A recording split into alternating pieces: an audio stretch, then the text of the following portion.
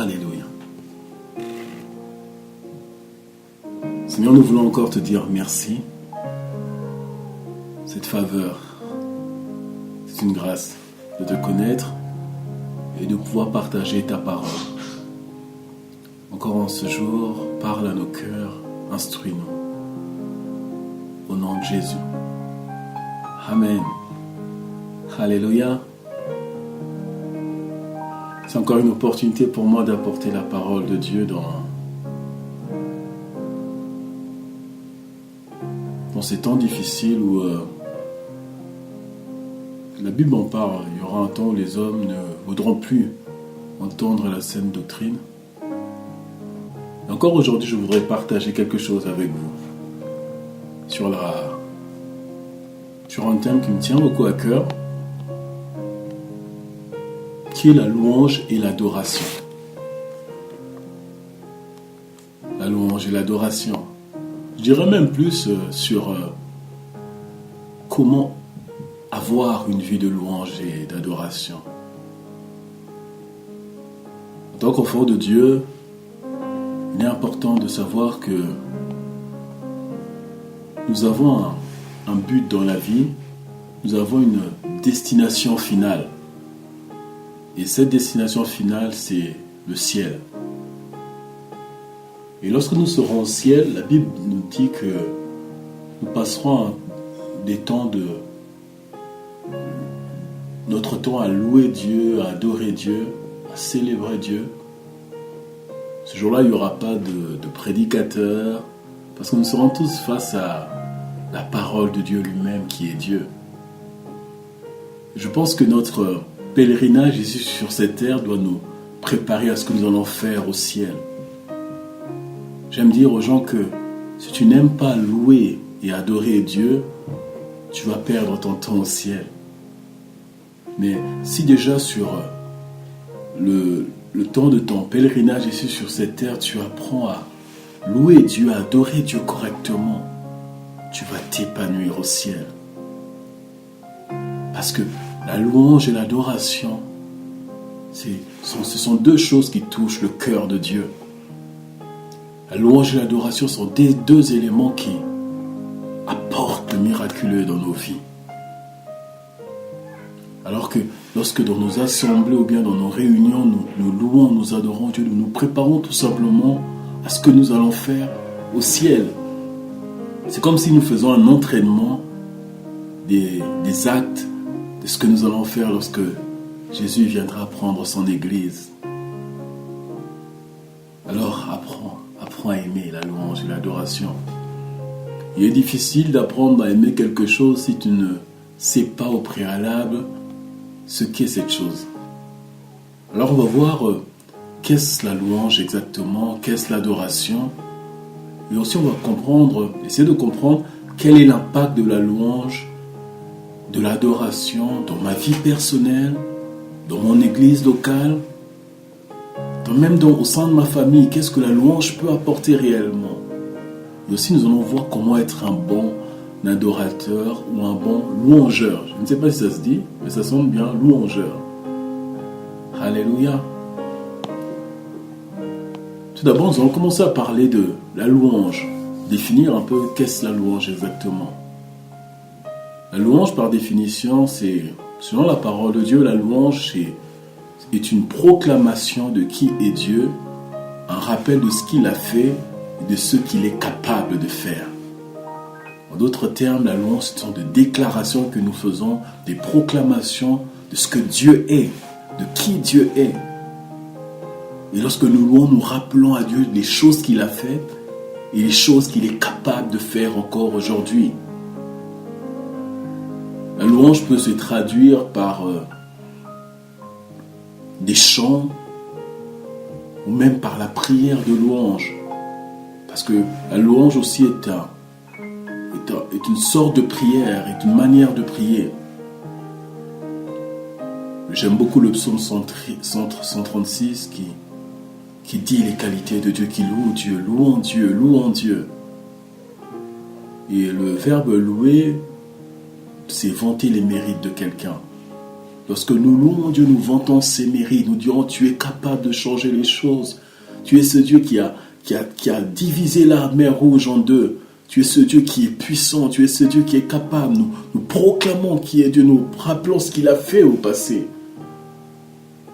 Je rappelle même ce qu'il a fait dans ma propre vie lorsque je loue Dieu. Je me rappelle, Seigneur, j'étais perdu, j'étais malade. Tu es venu, tu m'as guéri. Tu es un Dieu qui guérit. Je loue ton nom, Seigneur. Et un des synonymes de louer, de louange, c'est quoi? C'est la célébration. C'est bénir Dieu. Et en tant qu'enfants de Dieu, nous devons aimer louer et bénir Dieu. En tant qu'église locale, nous devons aussi avoir ce temps-là où nous louons Dieu par nos chants, par la prière. Je me rappelle lorsque j'étais plus jeune dans la foi, dans l'église où je suis né, c'est ce qu'on m'avait appris. La louange, dans le style musical, la louange, c'était le style de musique là où le tempo était accéléré. Et l'adoration, c'est là où le tempo était un peu plus lent. Et pour moi, tous les chants qui étaient rythmés, pour moi, c'était la louange. Et tous les chants où le rythme était un peu bas, c'était l'adoration. Alors, ce n'est pas ça exactement. Comprenons une chose, que la louange, c'est des proclamations que je fais. Je peux proclamer Dieu avec un rythme qui est bas, et un rythme qui est accéléré. Je peux déclarer certaines choses. Lorsque je prie, je déclare certaines choses sur qui Dieu est, sur ce qu'il est capable de faire. Je suis en train de louer Dieu. Première chose à savoir sur la louange, que la louange est une chose spirituelle. La louange est une arme, si je peux dire, une arme spirituelle. J'aime beaucoup Jean chapitre 4, versets 23 à 24. Ça nous parle de l'adoration, mais je pense que cela aussi on peut le définir dans la louange. Jean chapitre 4, versets 23 à 24. La Bible dit ceci: mais l'heure vient, et elle est déjà venue, les vrais adorateurs adoreront le Père en esprit et en vérité, car ce sont les adorateurs que le Père demande. Dieu est esprit, il faut que ceux qui l'adorent en esprit. Je pense que, en sachant que Dieu est esprit, notre louange aussi doit être spirituelle. Lorsque nous louons Dieu, il se passe quelque chose dans la sphère spirituelle. Donc, retiens ceci, que ta louange n'est pas quelque chose de charnel. Lorsque tu fais des pas de danse, lorsque tu acclames Dieu, lorsque tu danses, sache que c'est quelque chose que tu es en train de faire spirituellement. Les gens peut-être de l'extérieur te verront pour un fou. Pourquoi tu danses pour un Dieu que tu ne vois pas? Mais dis-leur que je suis en train de poser des actes spirituels. Je me rappelle toujours de cette histoire de mon pasteur qui me racontait comment il a été guéri au travers de la louange, parce qu'il chantait, il dansait, et Dieu l'a instantanément guéri. Et Dieu est capable de le faire encore aujourd'hui. C'est parce que tout simplement l'Église a perdu ce feu de la louange, de louer Dieu. On a fait passer la louange spirituelle, parfois ça devient de la louange dans la chair. On est plus... On a plus d'attention, notre attention est plus dirigée vers la qualité des musiciens, la qualité des chantres. On perd ce côté de spirituel. On veut une louange de qualité où la musique, où le pianiste doit être excellent, le bassiste doit être merveilleux, le batteur, il faut qu'il y ait toutes ces choses-là. Mes chers amis, je ne sais pas si au ciel il y aura des pianistes, des guitaristes, des bassistes, des drummers. Mais comprenons une chose, Dieu ne regarde pas ces choses. Gloire à Dieu pour les musiciens qu'il donne dans son œuvre. Mais sache que ta louange à toi est une chose spirituelle, que tu peux le faire au-delà de la musique, au-delà de la belle voix, au-delà de l'intonation vocale. Ta louange à toi, sache-le que c'est une arme spirituelle. Et deuxièmement, concernant la louange, c'est que la louange commence à l'intérieur et se traduit à l'extérieur. Lorsque je dis par exemple, en chantant, en louant Dieu, en disant qu'il n'y a personne comme Jésus, Ce n'est pas simplement je le dis de ma bouche, mais c'est une louange qui a commencé premièrement à l'intérieur. La louange a commencé à l'intérieur de moi. Mon être intérieur dit qu'il n'y a personne comme Jésus. Ma bouche ne fait que l'exprimer. Et vraiment, je prie que dans nos assemblées, que nos temps de louange sont des temps spirituels. Lorsque nous déclarons certaines choses de nos bouches, que nos cœurs aussi puissent croire à ces choses que nous déclarons. Lorsque ma bouche déclare que Dieu est capable de transporter les montagnes, je dois croire aussi dans mon cœur que Dieu est capable de le faire. Mais parfois nous sommes là, nous chantons de nos bouches sans que nos cœurs puissent penser à ce que nous disons. Alors mon cher ami, sois une personne qui chante premièrement de son cœur et ensuite cela se traduit au travers de ta bouche. Quand je dis que la louange commence à l'intérieur, la reconnaissance de qui est Dieu doit commencer à l'intérieur de toi. Même tes pas de danse vont changer quand tu reconnais qui Dieu est réellement à l'intérieur de toi. Et l'extérieur sont simplement des pas de danse, des cris de joie. Le psaume 150 nous le dit. Dansez pour l'Éternel. Avant de danser extérieurement, il faut que ton être, ton âme danse. Avant que la joie s'exprime à l'extérieur, il faut que la joie commence à bouillonner à l'intérieur de toi. Et ça, c'est une œuvre, comme je dis tout à l'heure, spirituelle. Il n'y a que le Saint-Esprit qui peut le faire. Apprenons à louer Dieu. Troisièmement, la louange exprime notre confiance en Dieu. Lorsque tu es une personne qui a une vie de louange, tu verras que ta confiance en Dieu va être de plus en plus grande. Je me rappelle dans ce verset, Jean chapitre 11, lorsque Christ arrive devant le tombeau de Lazare, il dit ceci: « Je te loue, Père, parce que tu m'exauces toujours. » C'est-à-dire, je te bénis, je te loue. Apprenons à louer Dieu face aux difficultés. Apprenons à proclamer que Dieu est grand face aux difficultés. Apprenons à proclamer qui est Dieu face aux obstacles que nous pouvons avoir dans nos vies. Apprenons à proclamer Dieu même lorsque Goliath se dresse devant nous. À proclamer qui est Dieu. Rappelons-nous cette histoire de David et Goliath.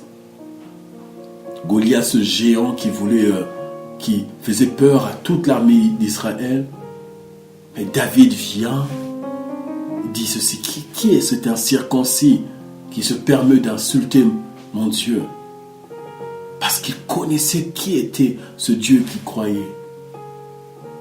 Apprends à proclamer ce Dieu qui est grand. Ce Dieu qui a transformé l'eau en vin. Ce Dieu qui a rendu la vue aux aveugles. Ce Dieu qui est capable de faire marcher les paralytiques. Ce Dieu qui est capable de faire entendre les sourds. La Bible dit qu'en lui, il n'y a point d'ombre de variation. Ce Dieu qui ne change pas. Apprenons à le proclamer qui il est dans le temps de louange. Oui, mes amis, la louange nous apporte des bienfaits dans nos vies.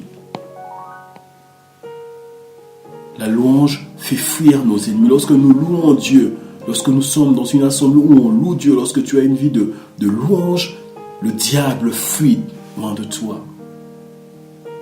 La Bible dit ceci dans le psaume 18 au verset 4. « Je m'écrie, loué soit l'Éternel, et mes ennemis s'enfuient loin de moi. » Tout simplement parce que j'écris, je loue mon Dieu, et mes ennemis s'enfuient. Peut-être tu passes un temps difficile, un temps de dépression, un temps de doute, un temps où tu as peur, tu ne sais pas qu'est-ce que tu vas devenir demain. Mon ami, prends le temps à proclamer qui Dieu est. L'inquiétude va fuir, la dépression va partir, parce que je m'écris, loué soit mon Dieu, loué soit le Dieu qui m'a aimé, loué soit le Dieu qui m'a choisi de le ventre de ma mère. Mes peurs, mes inquiétudes s'enfuient. Tout simplement parce que je ne regarde pas ce que je suis en train de vivre, mais je suis en train de louer la grandeur de mon Dieu. Je proclame qui il est. La louange fait fuir nos ennemis. Deuxièmement, la louange pousse Dieu à agir en notre faveur. Lorsque tu loues Dieu, c'est comme si tu disais à Dieu, viens de mon côté, interviens en ma faveur. On lit un passage, si vous voulez bien, dans 2 Chroniques au chapitre 20, versets 21 à 22. 2 Chroniques 20, 21 à 22.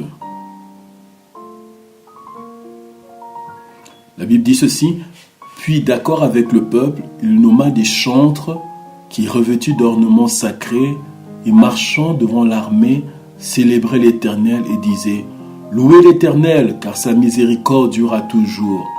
Au moment où l'on commençait les chants et les louanges, l'Éternel plaça une embuscade contre le fils d'Ammon et de Moab, issus de la montagne de Seir, qui étaient venus contre Juda, et ils furent battus.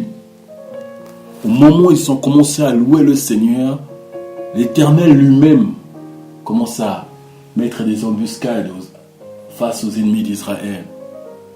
Lorsque nous louons Dieu, Dieu vient agir en notre faveur. Lorsque nous louons Dieu, Dieu lui-même se met à résoudre certains problèmes. Troisièmement, la louange, les bienfaits de la louange change la situation dans laquelle tu te trouves. Actes chapitre 16, le verset 23 à 34 nous parle de l'histoire de Paul et son compagnon qui étaient en prison. Ils étaient en prison, ils étaient enfermés après avoir été battus de verge parce qu'ils proclamaient le Christ. Malgré qu'ils soient en prison, la Bible dit qu'ils se mirent à louer Dieu. Et pendant qu'ils louaient Dieu, les chaînes qui les retenaient prisonniers ont été brisées. Les portes de prison se sont ouvertes, tout simplement parce qu'ils étaient là en train de proclamer Dieu. Même dans la prison, même au moment où ils pouvaient penser que Dieu les a abandonnés, dans la prison, ils étaient là, ils louaient Dieu. Ils proclamaient, tu es capable. Peut-être ils étaient là en train de chanter, Dieu est capable de faire tout ce qu'il dit, il fera. Ils étaient en train de chanter. Même ici en prison, Seigneur, je sais que tu es capable d'agir en notre faveur. Même ici, là où nous sommes, je sais que tu es capable de nous délivrer. Ils étaient là simplement en train de proclamer ce que Dieu est capable de faire. Vous savez, on ne loue pas Dieu lorsque tout va bien. La louange trouve réellement son sens quand il te semble que tout est perdu. Loue Dieu, proclame ce qu'il est capable de faire. Le psaume 22, verset 4 dit ceci que Dieu siège au milieu de la louange de son peuple. Lorsque nous louons Dieu, cela invite Dieu à venir habiter là où nous sommes. Une église qui sait louer Dieu, Dieu vient siéger. Le Dieu qui a fait le ciel et la terre vient siéger au milieu de nous. Oh, la louange. Est-ce que vous me comprenez? Et retenons ceci que la louange est une chose qui est agréable à Dieu. D'après le psaume 69, versets 31 à 32. Dieu prend plaisir lorsqu'il voit ses enfants le louer. Dieu prend plaisir. Et c'est ce que nous allons faire au ciel. Louer Dieu, danser devant sa majesté. Apprenons à louer Dieu. Alléluia. Deuxièmement, on a parlé de la louange. On va parler un peu de l'adoration. Nous avons lu un verset tout à l'heure qui nous dit ceci que il y aura un temps où les vrais adorateurs adoreront le Père en esprit et en vérité. Ce sont de tels adorateurs que le Père recherche. Jean chapitre 4, 23 à 24. Le verbe adorer vient d'un terme grec qui veut dire se prosterner, s'abaisser en signe de révérence afin de contempler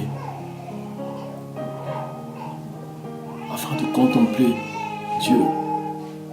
Adorer, c'est simplement le fait de se prosterner en signe de respect c'est s'abaisser et de révérer qui est Dieu.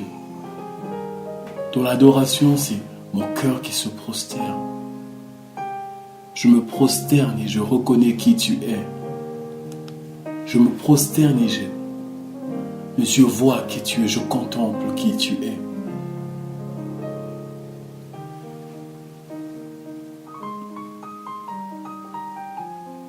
Et l'adoration est un style de vie. Une personne qui a une vie d'adoration est une personne qui a une vie qui est prosternée devant Dieu, qui a une vie qui est soumise à la volonté de Dieu. Tu ne peux pas te dire adorateur si ta vie n'est pas soumise et ne se prosterne pas devant Dieu, si ta volonté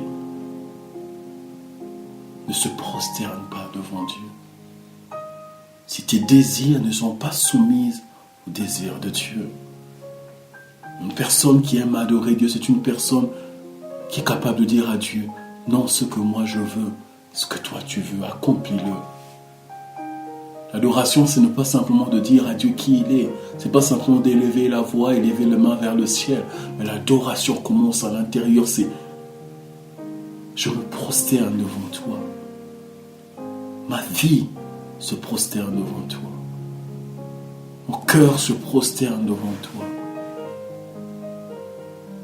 Et lorsque tu apprends à adorer Dieu, tu apprends à t'humilier sous sa main puissante. Lorsque tu apprends à adorer Dieu, tu apprends à connaître Dieu dans l'intimité. L'adoration pousse ton cœur à parler au cœur de Dieu.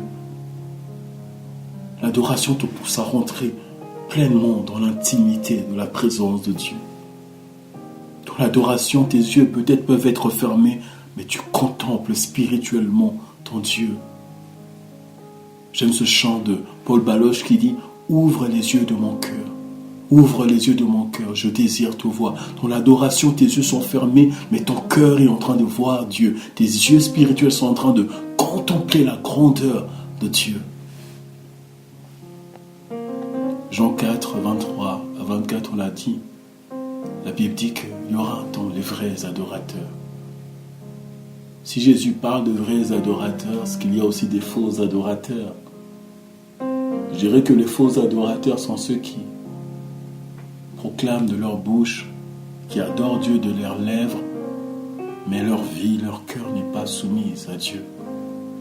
Leur vie n'adore pas Dieu. L'adoration, c'est ce que tu dis de ta bouche et ta vie reflète ce que tu dis. L'adoration commence à l'intérieur. Il y aura un temps où les vrais adorateurs adoreront le Père en esprit et en vérité. Jésus voulait dire par là que l'adoration comme la louange est une chose spirituelle. Ton adoration. Ton adoration doit être vraie. Lorsque tu dis à Dieu, tu es tout pour moi, que cela soit vrai. Lorsque tu dis à Dieu, tu es l'air que je respire.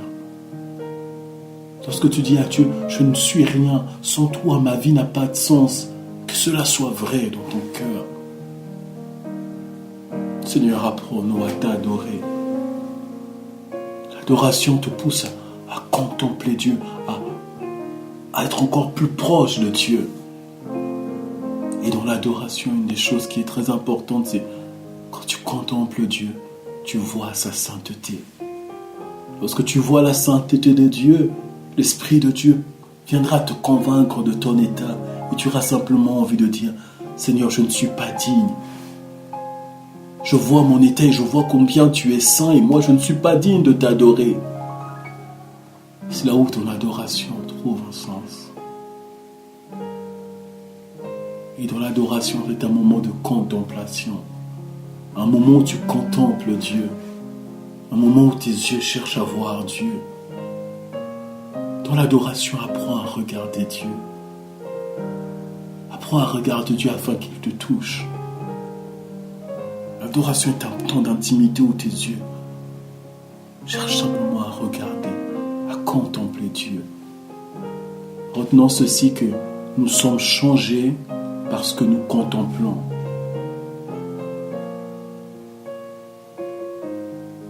Vous savez, si je passe des heures à regarder le soleil va affecter ma vie.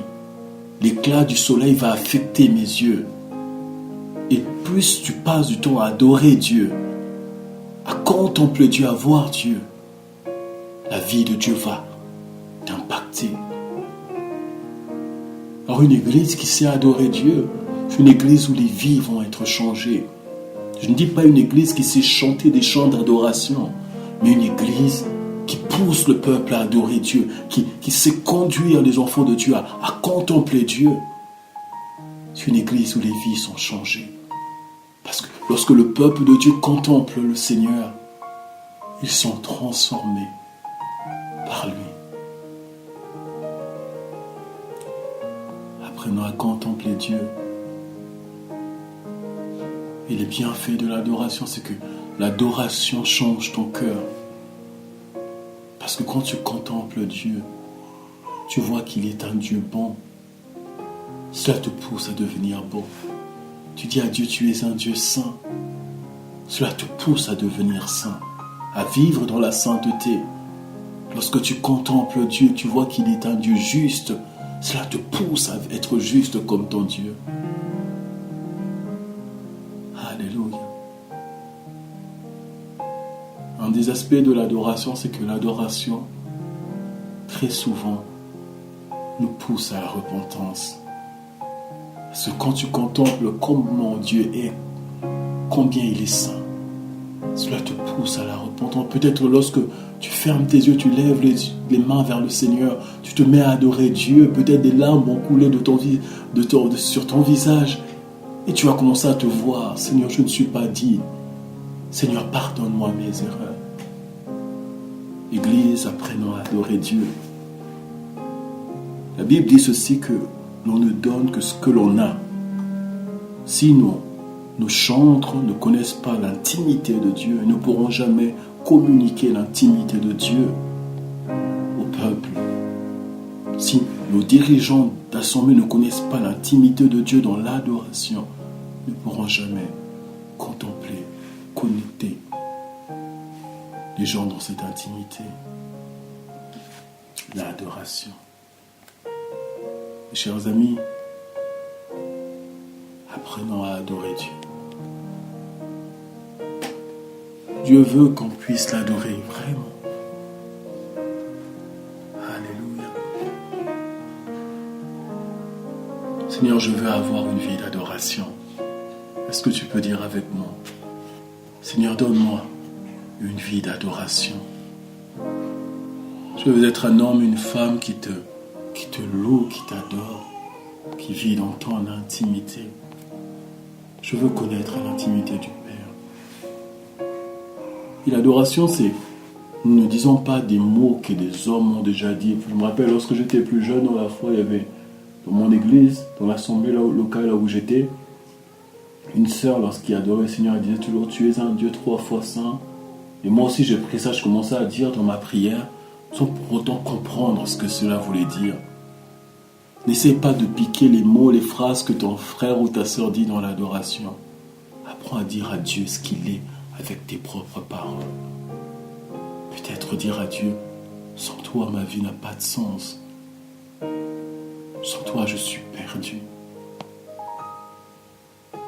Oh, Dieu recherche des adorateurs. Il recherche dans son église, des hommes et des femmes qui vont l'adorer réellement. Et peut-être toi, en écoutant ce message, Dieu est en train de frapper, en train de te chercher. Il te dit, mon fils, ma fille, j'ai besoin de toi pour m'adorer.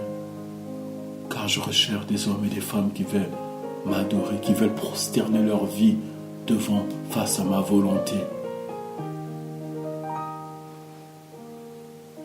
La Bible nous dit que les anges dans le ciel crient Saint, Saint, Saint est l'Éternel des armées.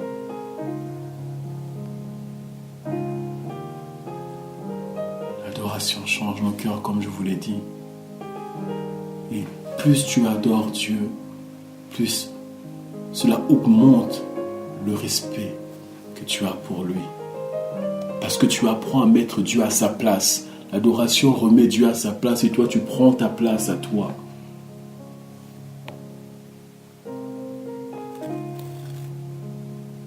Et une personne qui sait adorer Dieu est une personne qui montre à Dieu sa dépendance à lui. Alléluia. Et ce que Dieu veut te dire, mon fils, ma fille, je veux que tu aies une vie de louange. La louange te permettra de marcher dans la victoire. Une vie d'adoration. L'adoration te transformera. L'adoration te fera connaître mon cœur. L'adoration dans notre Église transformera de vie. Est-ce qu'on peut prier le Seigneur?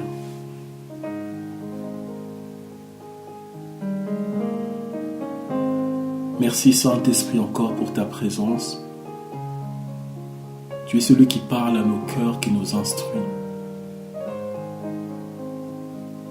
Viens nous aider à avoir une vie d'adoration et de louange. Viens nous aider à avoir une vie de louange puissante, une vie de louange où nous proclamons tes bienfaits. Nous proclamons ce que tu es capable de faire. Face aux troubles que nous pouvons vivre, apprends-nous à proclamer qui tu es. Que le diable ne puisse pas venir fermer nos bouches afin que nous ne proclamons pas qui tu es, mais que nos bouches puissent proclamer réellement qui tu es à chaque instant et ce dont toi tu es capable de faire. Seigneur, donne-nous d'être des adorateurs. Il est dit que tu cherches des vrais adorateurs. Peut-être avant je ne t'adorais pas correctement, mais aujourd'hui, Saint-Esprit, aide-moi à adorer le Père comme il le faut. Aide chacun d'entre nous à contempler Dieu. Alléluia.